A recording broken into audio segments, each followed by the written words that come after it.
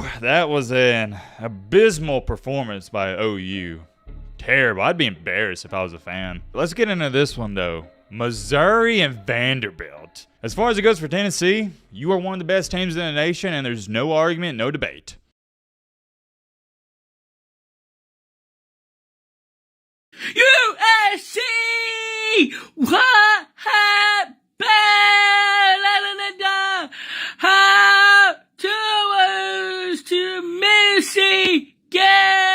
What happened? Ladies and gentlemen, boys and girls, another week of college football is in the books, and we got off to a hot start on Friday night with Illinois and Nebraska. That was a little teaser of what was to come on Saturday, and we didn't have a big-time upset, but man, oh man, we got close with Vandy. What about that? Vanderbilt almost beat Missouri, and some would argue and say they should have. This is one of the later games. BYU beat the absolute crap out of 13th-ranked Kansas State. Arch Manning made his debut, and you know we're going to talk about Tennessee and Oklahoma. Utah took care of business with their backup quarterback, and y'all remember the team that upset Notre Dame, Northern Illinois? Well, go figure. They lost. Michigan had that legendary drive against USC, and LSU and Clemson, they take care of business as well. Two of the games I was paying attention to closely all throughout Saturday was Auburn and Arkansas and Florida State. Yes, the Seminoles versus California. Believe it or not, finally, and I mean finally, the Seminoles, they got a win. Was it pretty? No, but hey, when you're 0-3, a win is a win. And Auburn is, how do I say this nicely, hot garbage, especially at the quarterback position. They had 5 turnovers against Arkansas. They lost by double digits. This isn't a shot at Arkansas. They're a decent ball team, but losing to them by 10 at home in the SEC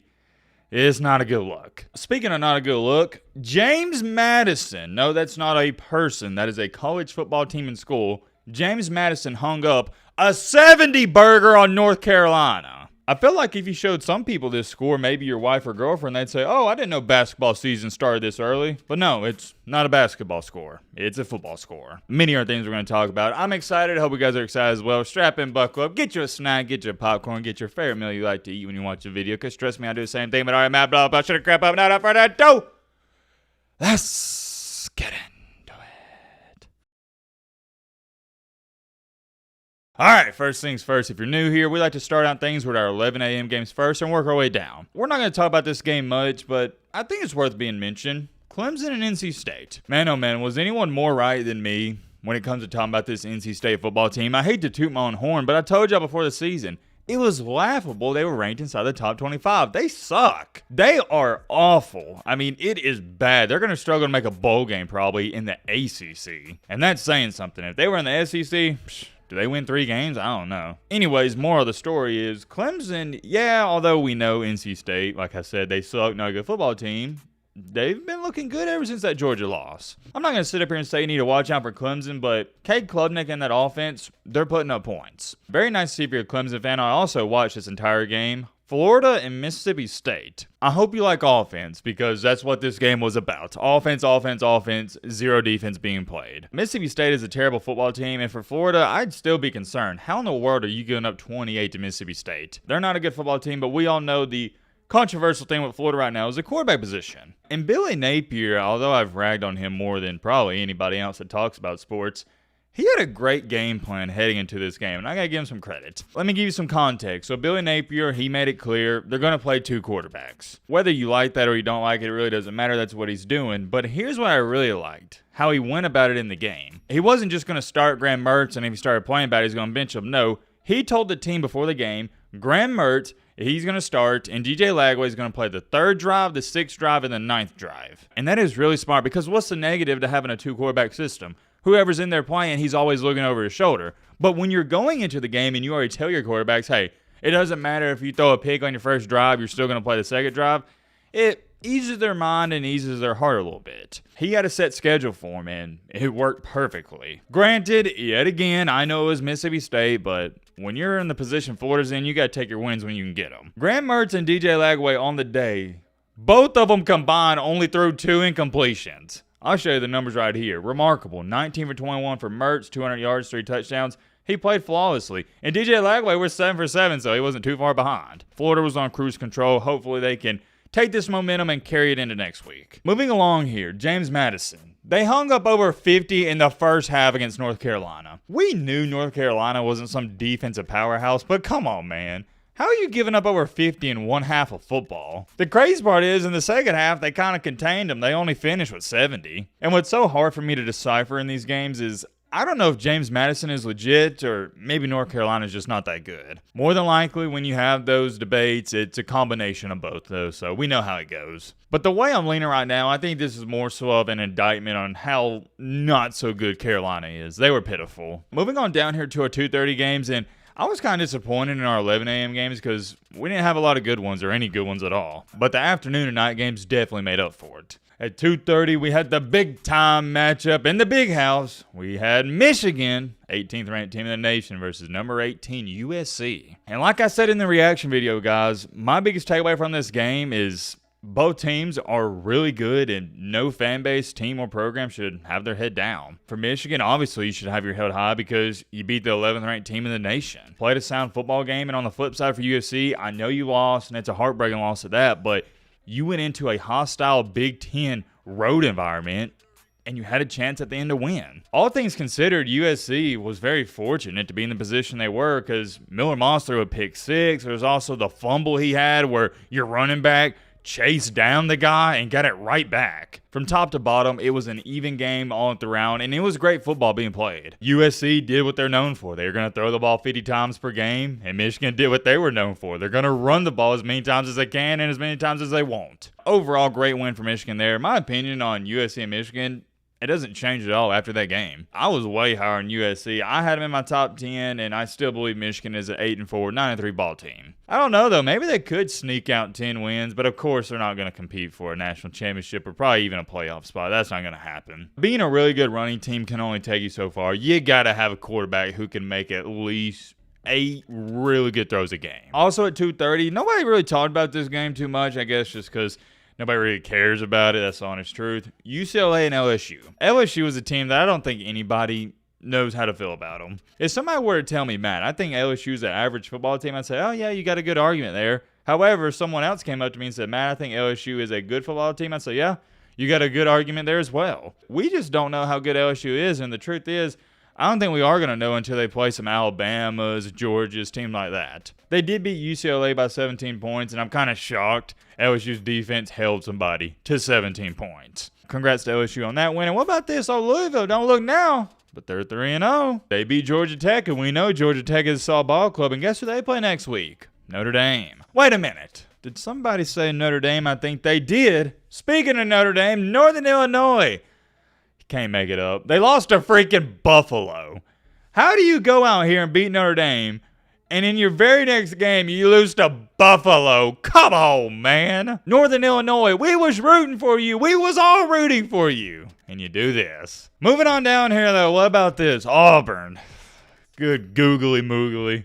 They lost to Arkansas by 10. I wish I could sit up here and tell you guys Arkansas played out of their minds, but they didn't even play that good. That was a terrible football game from both teams. It was one of those games where, hey, somebody's got to walk out of here with a win. In most football games, it comes down to who plays better wins, right? Well, in this game, it came down to whoever can play worse, you're going to lose. And Auburn, they wound up Arkansas. They had not 1, not 2, not 3, not even 4, but 5 turnovers. Arkansas's quarterback himself, Green, he had 2 interceptions, didn't even complete 50% of his passes, and they won the game. Auburn started the new guy, Hank Brown. He threw 3 interceptions in the first half, and then they put in Peyton Thorne, and well, it went how it normally goes with Peyton Thorne. Peyton Thorne did play much better than Hank Brown, but it's not saying too much. It was all too little, all too late. The funny thing about this is Hank Brown said in an interview before the game, he was ready to dominate Arkansas. I guess that's some good old-fashioned karma because you didn't dominate Arkansas, they dominated you. And it's crazy to say that you had one start against, who did he play last week? New Mexico. You had one game, one good game against them, and you're talking about you're ready to dominate Arkansas? Come on, man. You know better than that. And I'm telling you this right now. I think Auburn's worse than Florida. They are one of the worst teams in the SEC. They are right there with Vanderbilt. And the way Vanderbilt's playing, they probably could beat Auburn. Auburn is a terrible program right now, and at least when you're terrible, sometimes you might be heading in the right direction. But no, Auburn's heading in the wrong direction. They're getting worse, which is kind of crazy to say because they're quite bad as it is, but that's reality. Going on down here, what about this? This was a huge upset. Memphis, remember, they're 3-0, looking like a really good group of 5 school. They lost 56-44 against Navy. That was really shocking to me, so hey, congrats to Navy. Love to see that. Let's talk about this game. Me personally, I didn't care about it too much because I don't take Oklahoma State serious. They're not a top 25 team. They should have lost Arkansas. This score is deceiving. Oklahoma State got two very late touchdowns. It was really a 20-point blowout loss. Utah, they just did what Utah normally does. They suffocated Oklahoma State. They played outstanding defense, and that's all there is to it. By the way, is Cam Rising ever going to play football again? I mean, that guy has been hurt more than anybody. Utah beat Oklahoma State with, I believe he's a freshman quarterback, so great win for them. I like Utah. I think they're a fringe top 10 team. Oklahoma State, though, since I don't take them seriously, that's why I don't care about the game too much. Let's get into this one, though. Missouri and Vanderbilt. So I think everyone's coming to the notion that Missouri's not that good. Like, they're a good team, but they're not what their ranking says, number 7 in the country type of team. They've struggled the past couple of weeks with Vanderbilt and Boston College, which aren't two great opponents. And you know how Missouri won this game? Vanderbilt missed a chip shot, like a 30, 35-yard field goal in overtime. Kind of got lucky there, and don't even try to sit up here and say, well, Matt, Vanderbilt might be better than what you think. No, they lost last week to Georgia State. Get out of here. This is more of an indictment on Missouri isn't as good as some people think. And that goes for myself because I thought Missouri was a legit top 10 team, but maybe not. This was an interesting game at halftime. It was 22-15. Miami pretty much did the same thing Alabama did against USF. USF gave them a run for their money in the first half, but eventually the talent took over and Miami ran away with it. Overall, from top to bottom, Miami did play USF a little bit better than Bama. But I tell you what, that USF program, and especially their head coach, I like what they got going on there. Cam Ward had a Cam Ward performance. He's looking like the Heisman frontrunner as to where it stands right now. Well, about this game, though, it kind of ruined my Saturday because it's one of my newly favorite discovered hobbies. And that's watching Florida State lose, but they didn't lose, they won. It wasn't pretty, and they kind of got lucky. California missed 2 field goals, but they walk out of there with a 14-9 win. They got a really big stop on 4th down at the end, but this game, it went exactly. It's not like Florida State played really good. No.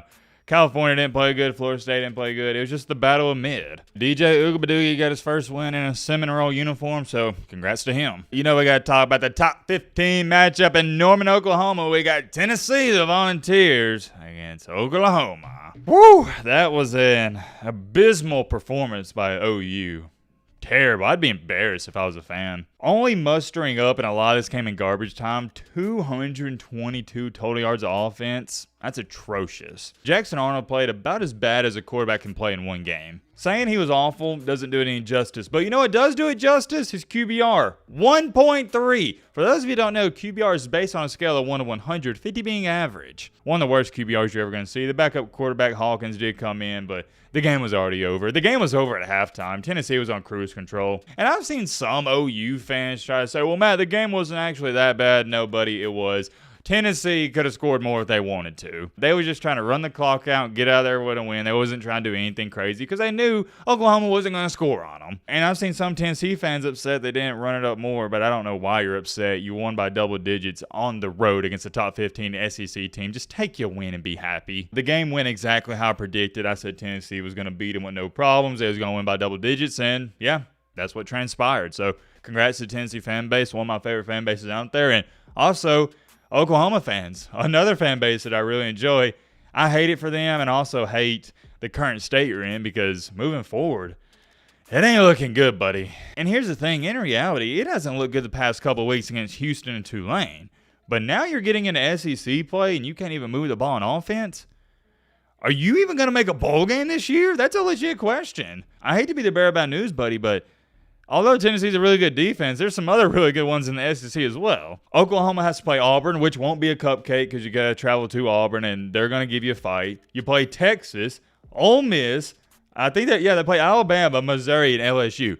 There's a chance they don't make a bowl game. As far as it goes for Tennessee, you are one of the best teams in the nation, and there's no argument, no debate. Texas and Arch Manning did their thing, and last but not least, we got to talk about Colorado and Coach Primetime get the miraculous win in overtime against Baylor. I'm not going to talk about this too much because I did a reaction video to it last night. Baylor just blew that game. They threw it away. In the fourth quarter alone, Baylor missed a chip shot field goal that would have won them the game. They then give up a Hail Mary, and they fumble the ball first and goal at the 1 yard line in overtime. It comes down to this. Baylor just didn't want to win that football game. That's all there is to be said. Of course, Shadur and Travis Hunter played out of their minds, but Colorado still isn't a very good football team. I had somebody tweet at me last night, Matt's just mad Colorado's going to go 10-2 and make the playoffs. I don't even know if I'll be able to find the tweet, but if I can, and you know who you are, whoever wrote that, I hope you're trolling. I hope and I pray you don't actually believe Colorado is going to go 10-2. If Colorado goes 10-2, I will shut down the YouTube channel and never make another YouTube video again. That's just ludicrous and delusional thinking at best. And to cap off the night, we had K-State getting drumrolled by BY-freaking-U 38-9. This game goes to prove what I've been saying. The Big 12 is awful. It's one of the worst conferences in the nation. You got BYU just massacring one of, if not the best teams in the Big 12. Come on. So I guess that now means BYU and Utah are the new best teams in the Big 12. And ladies and gentlemen, boys and girls, that's it. That is going to wrap up the Week 4 recap. Goes without being said, next week, we're in for a treat because we got Alabama playing Georgia. I don't even need to hype that game up. You know it's going to be a good one. I'm curious. Let me know your thoughts on all this down below. But Roman.